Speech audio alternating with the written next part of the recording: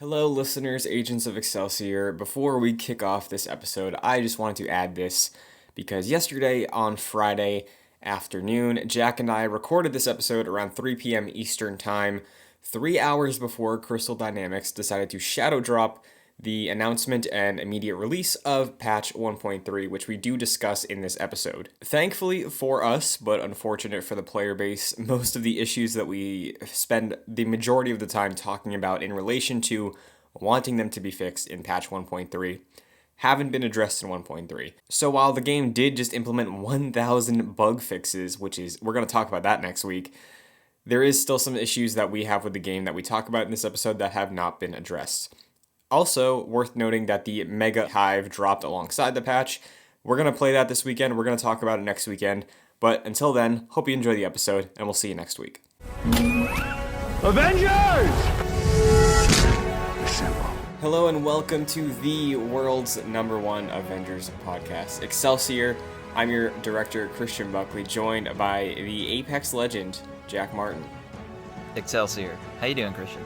Doing all right, Jack. It's a Friday. We got a nice weekend of Avengers ahead of us. The reset is here. Gonna get into that. I'm excited to play more of the game. But other than that, PS5 week, lots of news, lots of announcements to sort through. How are you doing?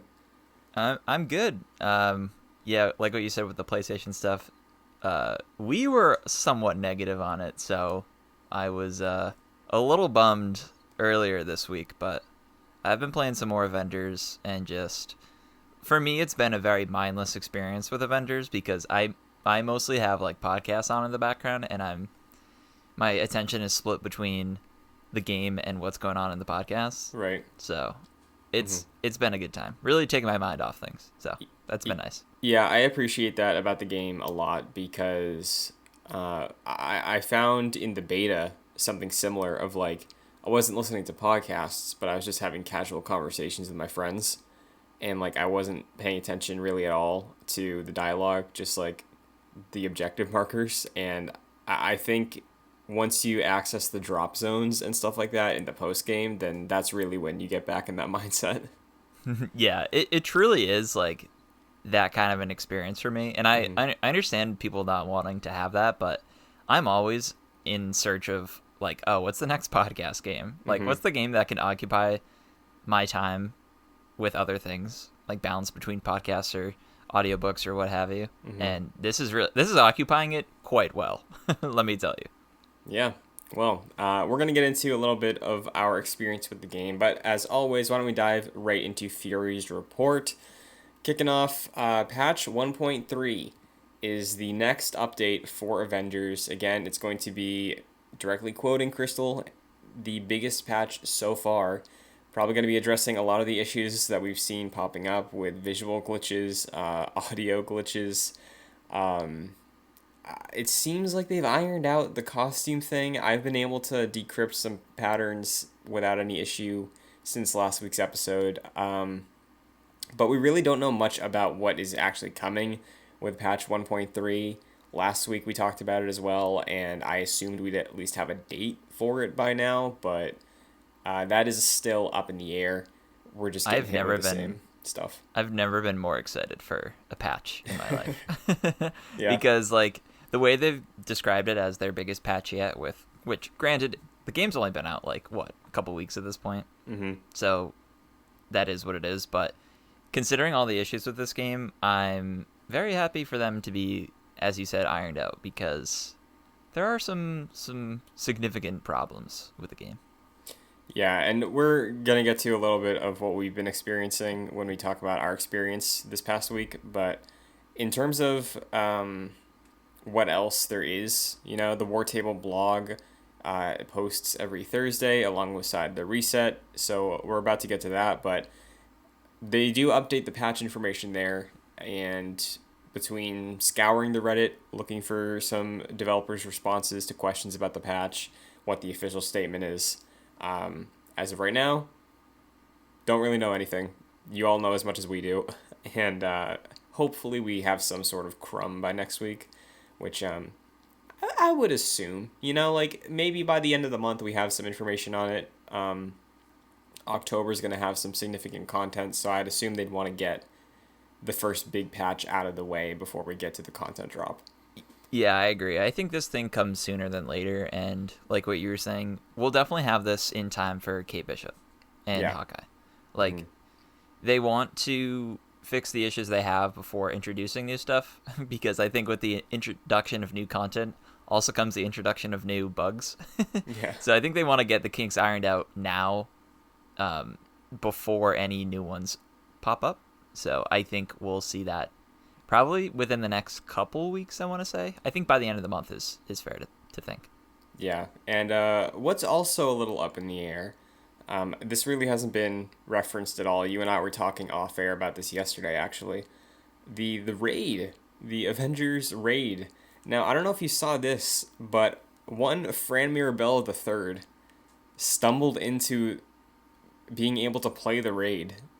Really? I did not see this.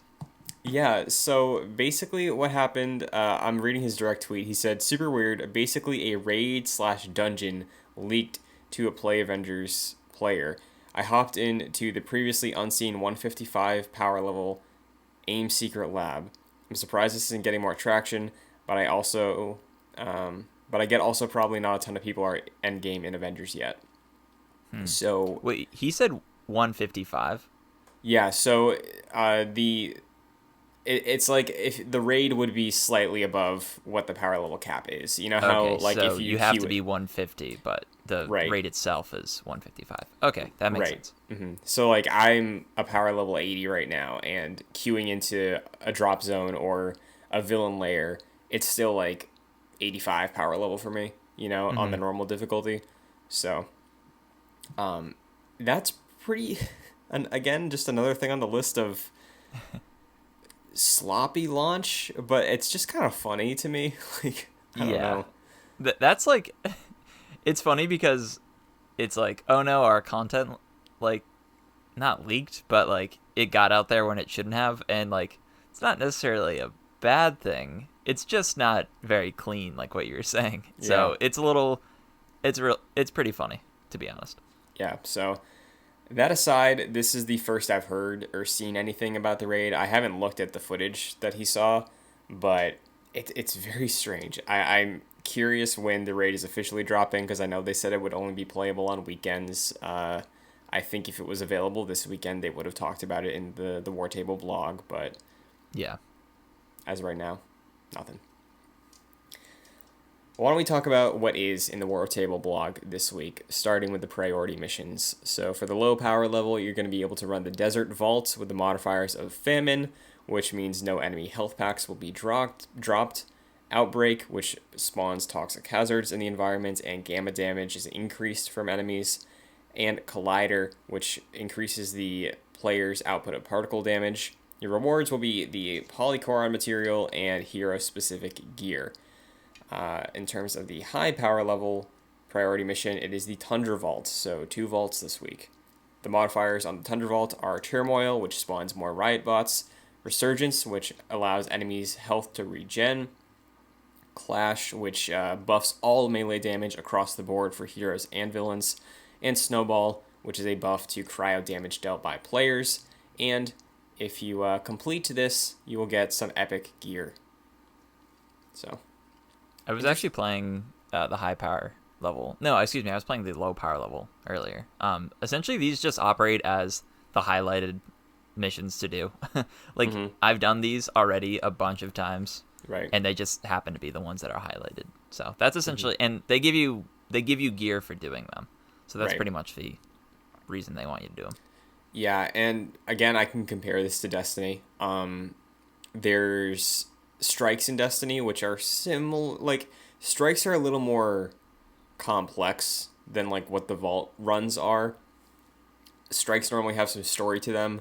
I would say the closest one-to-one comparison would be, like, the layers. So, Destiny doing a weekly highlighted strike with specific modifiers that give you better gear is sort of what this is right here, but again, like you said, it's missions we've run standard as like a drop zone at times. So yeah, if you're looking for a nice easy guarantee to get some higher level gear for some standard easy content. This is what you should look at. Um, Interesting, it's both vault missions. I don't know if that's going to be a trend. Yeah, I don't know because like you would imagine they'd want some diversity in terms of the missions they want people playing, considering that there's a lot of monotony with any of the missions. It's funny that they put two vaults as Yeah. the ones you should be playing, which Mm-hmm. are exactly the same. So Yeah. that is a little strange. Mm-hmm. In terms of the other priority missions, though, as every week we've seen so far, there is a new priority harm room. Similar to the priority missions, there's a low power level and a high power level. Your first completion of either of them will grab you 2010's Black Widow number 5 if you want to continue fleshing out your comic collection. Um, Speaking of, how's yours looking right now? Because I feel like mine's all over the place. Like for the comics, I think I have most of the sets completed. Mm-hmm. I I know you can collect multiples of the same issue, which will boost. So the comics, essentially, if you have a completed set, it'll give you like a stat buff, and it's really small. It's like 0.5%. Yeah. But it's incremental. Mm-hmm. Thank you, me. So like if you get the same issue, I think 5 times, that will add an increase to the buff it gives you.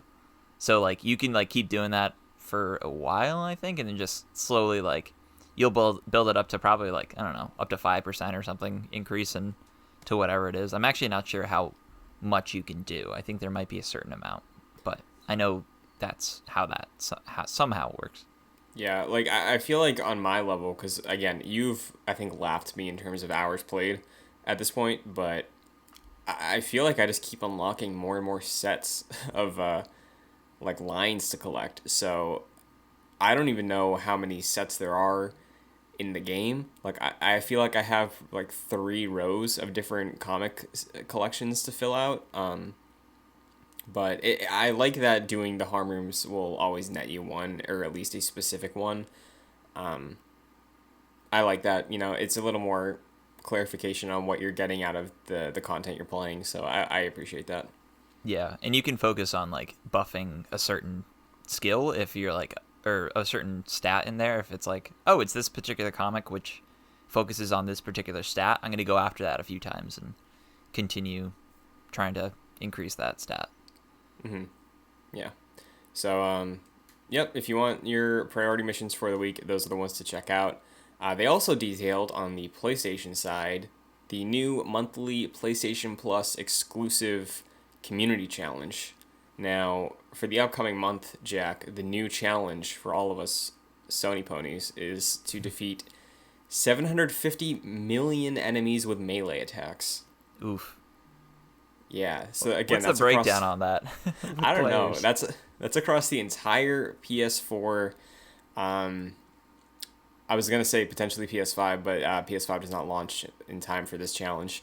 Mm-hmm. But the PS4 community, get punching, you know, like Seriously, and like for a while I was using solely Iron Man, and that is pretty much a ranged character. Like there's really no point in using melee for him. yeah. So I will probably have to switch it up a little bit.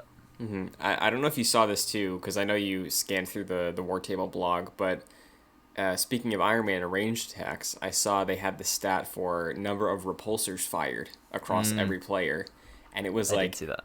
it was hyper specific. It was like 3,687,000,000. Like it was very specific number, but it was almost 4 billion. Wow, Which that's a lot.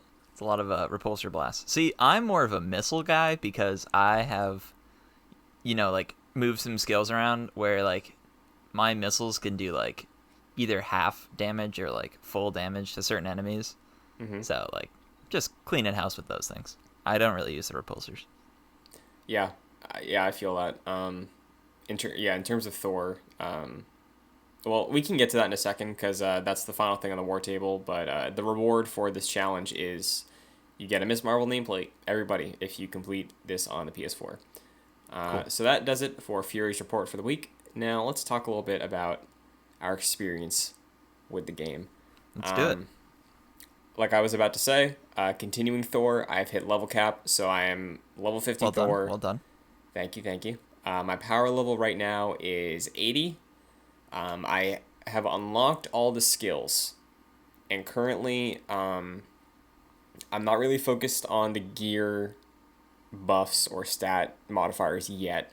I'm gonna focus more on that once I hit the power level cap. But in terms of like my Thor build, I'm very very focused on the lightning attacks, the Odin Force skills, really just DPS and heroic stats. So like it's a lot of fun. I really like that build for Thor that I'm using right now, and there's this really cool ability I unlocked where you know how his ultimate is summoning the Bifrost. Yeah. So there's a couple variations in the third skill tree where you can either do it so you summon the Bifrost and then after you summon it, there's a limited time AoE that if your team or yourself are standing in there, it will heal everybody. Oh, that's awesome. So yeah, I feel like that's pretty cool. I might switch to that at some point if we really need like a healer in the raid and none of us play Kamala. Mm-hmm. But the one I've been rocking right now for mostly my solo play is I summon the Bifrost and then like the fires of Muspelheim come up and just like burn any enemy standing inside that, and the circle is huge for that effect. So I'm a Oh, big that's fan of awesome. that. That's really cool. I haven't been messing around with Thor that much, but it seems that even if for me, like I don't like him that much, but even if I like level him up towards the end, there will be some cool stuff in there for me to enjoy. Like that sounds really cool. Yeah, I really like that a lot. In terms of missions, like I haven't had a ton of time this week to dive into the full content, but I did start Thor's iconic questline, which is pretty cool. Again, getting some more story content. There's somebody in Scandinavia who's impersonating Thor, so we're trying to track them down, which is fun. I also did the Abomination Lair for the first time. I did the one in the snowy tundra. I did it solo, was a little rough, and I'll get back to this later when we talk about certain things we want to improve to the game, but yeah, just some element of drop-in co-op I think is vital. Yeah, definitely. So, Abomination was tough for me early on, like especially if you go there and the mission is like 10 plus power level, because what he'll do is he'll take down one of your teammates, like your AI teammates, and he'll stand over them and cause this huge like red area where he's about to strike, and then he'll kill them. Like you can't revive them anymore. So then you just like he's like whittling down your team essentially, and then he starts to focus on you. So like it's really a matter of trying to keep your teammates alive and doing as much damage to them as quickly as possible, so that if you're the last one left, you can just kind of finish them off. But that I agree with you. That was really tough. Yeah, that gave me some trouble. But tell me what's going on with Tony Stark right now. How are you doing? Sure. Tony Stark is back in his mansion. He's level cap, power level 150. He's back to where he was pre A-Day. And so I kind of stopped using him because for me, I found the gear that I wanted, and this is going to get into the nitty gritty, but like I want to do ranged, which is precision, which does the damage modifier. And I want to do also heroic, which is valor, that does like the effectiveness of the heroic attacks, and also resistance and resolve, which is the like the armor and the health aspect. And I don't really care about melee. There are some instances where like you'll never see like precision and valor in the same armor piece, and stuff like that. So it's kind of a point where you have to pick and choose. Like you're not going to get the exact stats you want, but you can kind of go there. So I've pretty much narrowed down my armor pieces, so I'm pretty much all set on Iron Man. So I've moved towards Black Widow actually, and I played her a ton. Oh yeah, dude, I played her a ton yesterday and a little bit today. She's level cap now, and she's at power level 126, and so essentially she's just operating as my backup character. So like if you and I jump into a co-op session with a couple other people and someone really wants to use Iron Man, I always have Widow as my backup, and planning on having Cap as my third in the rotation if need be, because I do like how Cap plays. It's funny you say that because I'm in the exact same situation where Thor's my main. Widow is, I think, a level 30 for me right now, and she's, because of the beta, she's absolutely my second favorite character to play. Like, Thor is awesome, especially fully leveled up, but I think at her core, Widow is just so fun. I love playing as Widow. She's like the inverse of Tony for me, where I'm always like up in the sky and like I'll never like come down in melee really. But for Widow, like she's always in the fray, and what I love to do with Widow is use her L1 support ability, which is going invisible. And at first I was like, that's fine. But like once you start leveling her, I essentially just go invisible, do a bunch of takedowns within that invisibility time frame. And I have a perk where if I do a takedown, the enemies drop a heroic orb, which like increases your next heroic, which is like it's like a time, like it's like, I don't know, 30 seconds until you have your next heroic, but those orbs will make it go quicker. So I basically just do a bunch of takedowns, and by the time my invisibility is over, I already have the invisibility support heroic already up and ready to go. So like I'm just constantly invisible, and like it's so much fun because I have an issue with Iron Man specifically where like I feel like I get hit constantly and there's nothing I can really do about it, because a lot of the lock on with certain enemies is kind of unfair, I think. But I think with Widow, like just being invisible the whole time and no one knows where she is so much fun, and you just sneak around the whole time. It's awesome. I love it. Yeah, and I'll even add this just to speak to the way you can play these characters. Like, for me, when I play Widow, I really do a lot of melee. I prefer using Widow's Bite, which is the R1 heroic, which is the damage one. Yeah, and that one's great too. I'm constantly in the air. Like, all the time, I'm like mashing R2 to like zip to people. I'm basically playing her like Spider-Man. So that's awesome. There's a lot of variety in the way you can play these characters. So hearing you doing like pretty much a stealth build in a way is pretty awesome. Yeah, that's cool hearing you do that, because I like using her the right trigger attack where you basically like zip around on top of people. That's cool. And I do cycle in between that, but yeah. It is cool to see how people not even like talking to other people, they just like develop their own use of these characters. And I think it really shows like how, like, yes, at the base level it is somewhat basic, but like really like in the nitty gritty, once you're like swapping perks and stuff, you can really like build some different uses for these characters. And I think it's really cool. Yeah, and if they can just continue that with every other character, I think that's going to be a ton of fun, you know? For sure. Now I see in the doc that you have a little more information about some issues. You want to get into those? Yeah, real quick before that, I have done the Reassemble campaign, so all of the iconic missions I've done. Cool. And I essentially got the final cutscene. Nice. Sorry, go for it. I was going to ask, spoiler free, because a lot of people still aren't there yet. What do you think of it? It's fine. Like, nothing special. Like, I kind of anticipated something like that. You know, like for what it serves as, it's cool. And I didn't expect too much from that. So yeah, nice. It's like a see you next time on Dragon Ball Z sort of thing. Like exactly. Yeah, it is. Yeah. It seems. It's funny you say that. It seems more like an MCU after credits scene in a way. It functions kind of like that. But yeah, that was cool. Yeah, like what you're saying, I do have some issues. The biggest one I can think of is the weekly resets for me. The daily resets, which are you go to your faction vendors and you collect your assignments and you also collect your villain sectors. For the past week, I've not had a reset villain sector, and this is really bad because it basically locks me out of getting the DNA keys, which are rewards for completing those.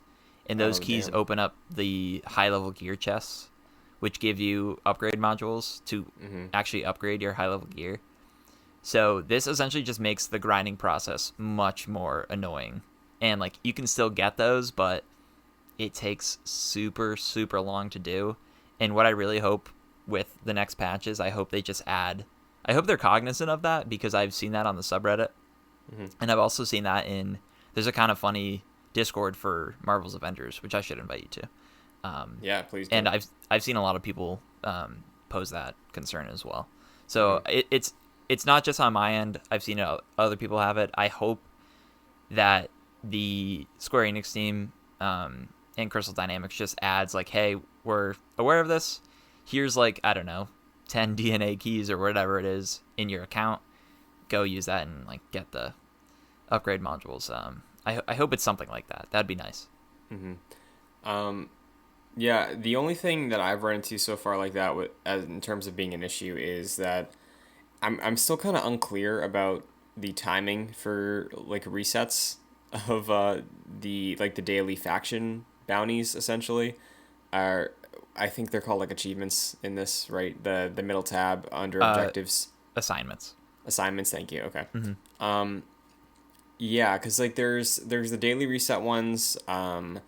In terms of the challenge cards, there's the weekly and dailies. I saw the other day that the Play Avengers Twitter account said that, hey, we're going to make the reset be global at the same time Thursday every week now, because I guess it was staggered before or something. So knowing moving forward that every Thursday at X time there will be a reset is very, like... It clears some confusion that I had on my end, and I'm sure a lot of people did, so I appreciate that. Yeah, right now, like, even within time zones, or even, like, excluding that, it is a staggered release of those things. So the dailies reset at midnight, or, like, 12 a.m. on that day. So, like, last night I was playing, and it got to midnight, and I could do the dailies for today, now, Friday, the day we're recording. And the assignments themselves from the faction vendors, they reset at, I don't know why, 1 p.m. Eastern time every day. Yeah, that's so strange. Especially on a weekend yeah. where, like, I wake up early on Saturday and just want to play the game. Like, it's just strange to me. I don't know why it's so late in the day. Yeah, I from what you said and from what they've said, it sounds like they are trying to make everything line up a little bit better. I kind of am with you. I wish that, especially for the assignments, like if I'm waking up every day, like I'm still in quarantine, so I'm like, I guess I'll hop onto Avengers for like an hour or two. Like I would like to just have that time to, do the dailies and then hop out. But like it's for me and for our time zone, it's weird to have that at 1 p.m. like in the middle of the day. Yeah, so. Like I know this is completely not related to Avengers, but Animal Crossing, they have a daily reset every single day, and it's like local time, 6 a.m. every day is when the clock changes to the next day. Yeah. So I don't know if they could implement a system like that or make it so odds are when you wake up, you can do the new thing. That would be swell. That would be cool.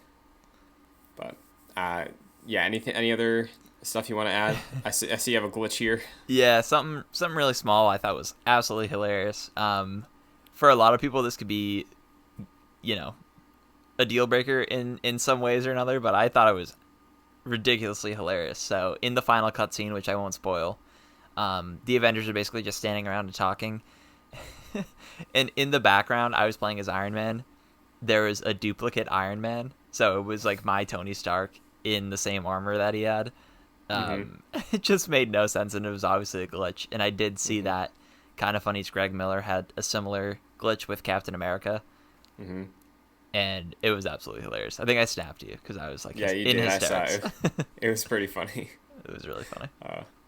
Well, that's where we stand on the game currently in terms of our progress. So why don't we go to a new segment that we're going to close the show out with in most weeks, I think, that pending title, subject to change, stark reality. Let's get real. The hard truths.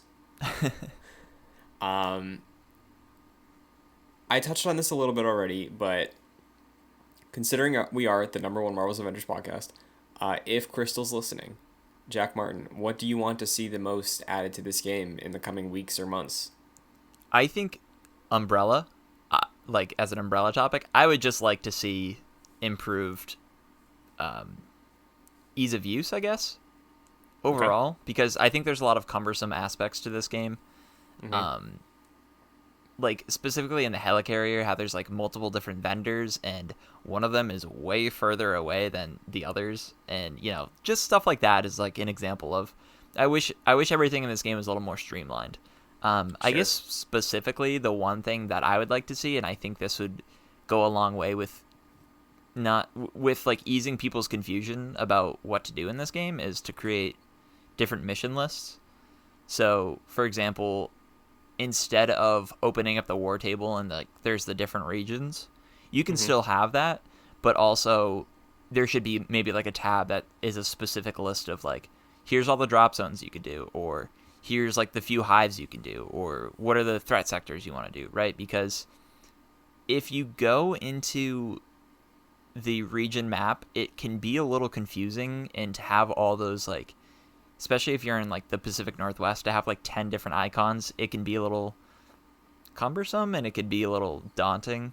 Yeah. So I do hope they do that. I think that would go a long way in helping people find the missions they actually want to play. Yeah. I think to your point of making things a little more streamlined, I'd also throw in there like give me like a FaceTime place on the helicarrier where I can FaceTime the anthill and pick up the faction bounties for that clan, like without having to go to that separate area. Because Totally. I never go to the anthill, I Jack. don't I either. never go there. I do Like not either. when I know I have Inhuman faction credit to claim, I'll do that, but I do that maybe like once every 3 days, and then I begrudgingly go there and like, okay, I'll pick up bounties here now, but I feel like I'm lapping the Inhuman Alliance with my shield level right now, Hmm. honestly. Yeah, yeah, Um, I agree. I think that would definitely make it easier, especially considering like it's 30 seconds to a minute of load time, maybe even mhm, longer, depending on how your game's running, I guess. mhm, So yeah, it that is pretty annoying. I agree with you. yeah. And in terms of what you said about the mission lists, which again I think is a really good idea, I would also say that I don't know how they would go about this in terms of like queuing up, but I would really, really love like playlists, So Mm, like just loading up into maybe like a drop zone playlist where if you just want to grind out some stuff, don't make me go to the war table and select all these different things. Maybe like whatever the daily or weekly drop zones are, let me just queue up to a playlist where I can just play them back to back to back instead of having to go out to the war table between each one and like select it, load into it again. Like I feel like that would be very nice again in terms of streamlining. Eventually, I think that would just help for the future as well in terms of when more content and more missions get added. Like having a playlist 6 months from now for vaults, I think would just be easy in terms of finding the content and having easier access to a grinding area, or just like loading into some content if you only have X amount of time. hmm. Yeah, that sounds like a really great addition, and it reminds me of just regular sort of multiplayer games. Like, for example, like I don't know, Battlefront 2, and it's like, oh, I want to play co-op with the or with the Empire. And it's like, Mm-hmm. okay, you just load that up, and it'll just throw you in a playlist of that co-op section with the Empire maps, and like it's so easy to do, and I think that'd be a really great way to just the way I've been playing it, it's very mindless. If I could just Mm-hmm. jump in and be like, throw me whatever maps you want, I don't care. I just want to like level up and progress my gear. I think that's a great way to do it. Mm-hmm. I'll also add, I mentioned this earlier. I don't know why this isn't in here. If there's a valid reason for it not being here, then hey, maybe this can't be done. But I genuinely don't know why for a game that's like so focused on multiplayer, you can't have like a drop in co op thing. Like if I'm running a villain layer and I Abomination's kicking my teeth in, why can't I call for your Iron Man to replace the Iron Man on my team that's doing nothing except dying every 2 minutes? Ooh, that reminds me of I think it was Forza Horizon or one of the Forza games had like the ghosts, I guess. Like it would be like AI based on how your character played. So Mm-hmm. that would be really cool if you could just be like, I know, like for example, I could be like, I know Christian has a really good Thor. Like I want him to come into my game and help me out. That would be really Mm-hmm. interesting because like it seems that's feasible since the AI in your when you're playing solo is based on your team. I guess if you could have like you could I don't know assign like 5 slots to be like these are the AI I want from someone else's team. Oh, I think that oh, could be cool. Like if I it okay. was like I want Christian's Thor, I want our friend Kevin's Captain America, X, Y, and Z, and you could like assign those. I think that could be pretty interesting. Interesting. Yeah, that's not even what I was thinking of, but yeah, No, that could be cool. Like what I was saying was more of like, can I text you and then you mm, just join my match and then help me I beat see. Abomination, you know? That I think is much more feasible. Yeah. um, Like your idea sounds super cool, but yeah, I I I feel like when matchmaking already exists, I just don't like the beta was like this too. I don't know why if in the beta specifically, like I was playing with my friend and he got booted and then he couldn't rejoin the mission because of a server issue. Like that's why he had to leave the game and then he couldn't jump back in. I had to restart the mission. So like ugh, I feel like not having a drop in element hurts the multiplayer experience more than whatever their reasoning for not including that may be as far as I know right now. yeah, especially considering this game is positioned as a co-op multiplayer experience. Like Right. you would imagine that those kinks would have been ironed out before launch. So, Mm-hmm. yeah, I Yeah. agree with you. I think that's really important specifically for this type of a game. And I have noticed like there are a lot of you can't go into a mission save and back out. I guess that makes sense, but it is a lot of like hard progression points. So Mm-hmm. I wish they would sort of loosen that up a little bit. Yeah, because I'm curious, like, what the reasoning is for not including that. Like, is there an exploit that you could do? Like, I don't know, because I feel like the missions already scale, right? Like, your higher power level Iron Man was in a mission with me like a week ago, Mm-hmm. and the game wasn't impossibly hard for me because your Iron Man was way higher. Like, so it scales on that level. Is it just hard to scale it mid mission? Maybe I don't know, but Yeah. And it's not even based on like gear drops. Like if you were like a level 10 or if your power level was like a level 10 for like your least used character and you jumped into like my mission at like 150, you wouldn't get like 130 gear. You would get gear based off of your power level because I think that's how it drops. mm-hmm, So, yeah, I don't know the rationale behind not including that. mm-hmm. Well, Um, I guess we can pose this question to the agents of Excelsior as well. Last week we talked a little bit about just the upcoming patch, general issues with the game, and in the YouTube comments, like you can do if you want to have some conversation about what's going on. Michael Meehan said that he's a Iron Man main, power level 150. Uh, has not done the Elite Heroic Hive yet. I think you and I ran that. The Elite Heroic Hive has 14 levels. We did not do that then. Um, So, I did do have that you done by that? You myself. did? Okay. Essentially, it's just a super long hive, but yeah. Mm-hmm.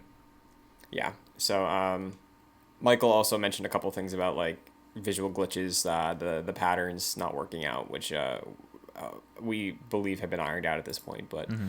uh, Agents of Excelsior, if you have anything to say about improvements you want to see in the coming weeks from Crystal or months or even year one maybe, because Jack's ghost idea sounds great. That sounds like maybe a year two thing. Yeah, I agree. Shout out uh, to you, Michael. I haven't heard a lot of people playing Iron Man.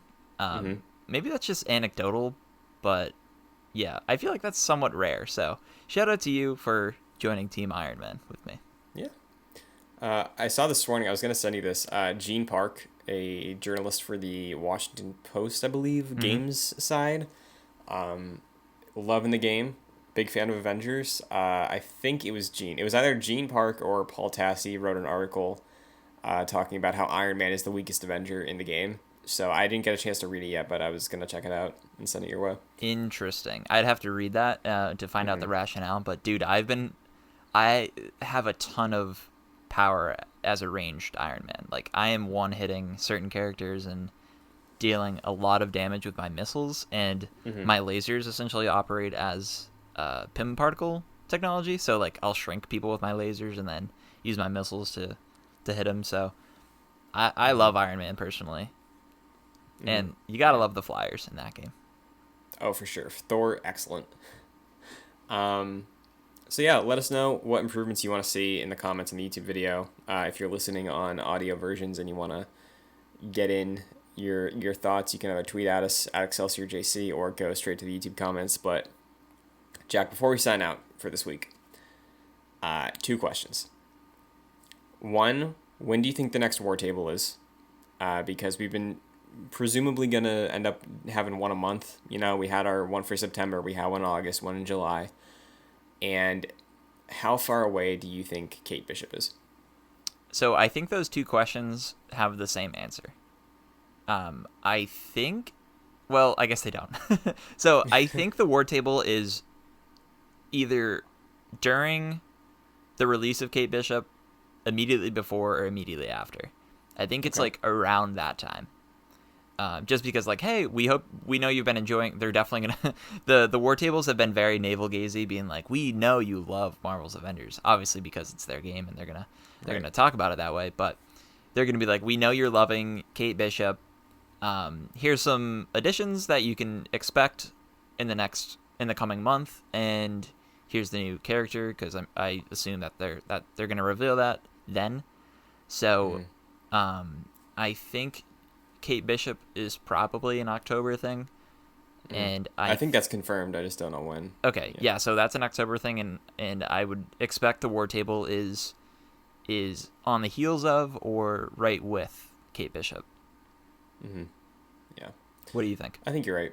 I would bet at least the war table is. I'd lean before Kate Bishop dropping. I would say the war table is probably first half of October, and then I could see Kate any week after that. Because I think showcasing where we've come since launch, maybe have the war table follow up patch 1.3 just to like update what's improved with the game and then tease what's coming. You know, I think that might be the way to frame it. But we'll have to wait and see. I'm sure whenever that happens, if we're around, we'll be reacting to it. If not, we're going to be recapping it on Excelsior the Saturday following the announcement. But until then, Jack, where can the agents of Excelsior find you? Sure. You can follow me on Twitter and Instagram at FascinatedJack. Christian and I have a Pokemon podcast called My First Mon. We're playing through Pokemon Crystal. So if you enjoy those things, you can go find that on youtube.com/joyclicks or on your favorite podcast service. Christian, what about you? You can follow me on Twitter, Instagram, and Twitch at Chris N. Buckley. This show, alongside My First Mon and all of our other podcasts, are available on youtube.com/joyclicks alongside group streams. Probably going to be streaming some more Avengers at some point soon with you and myself. Get Kevin leveled up with his cap. Got a lot of other content going up there every week, so if you're interested in that, be sure to check that out. Subscribe if you're new, because we're close to 2,000 subs. But this podcast is available on audio services like Apple Podcast, Spotify, Pocket Casts, whatever your favorite podcast service is. And if you can rate or review us on that program, it would be greatly appreciated. Like I've said, we are the #1 Avengers podcast still, several weeks going at this point. We would like to maintain that. The reigning champs. Absolutely. Just tapping on a good old 5-star review will make sure that continues. But if you want to get involved further, patreon.com/joyclicks. You can get producer credit for every podcast we do at the $5 tier, like Chris Sakas does, supporting us for My First Mon. And yeah, very grateful to everybody listening. Glad people are enjoying the show. Glad people are enjoying Avengers. But Jack, I think that's going to do it. So why don't you sign us off this week? Seriously, you're the best. Seriously, you're the best. No, seriously, you're the best. Seriously, you're the best. Excelsior. Excelsior.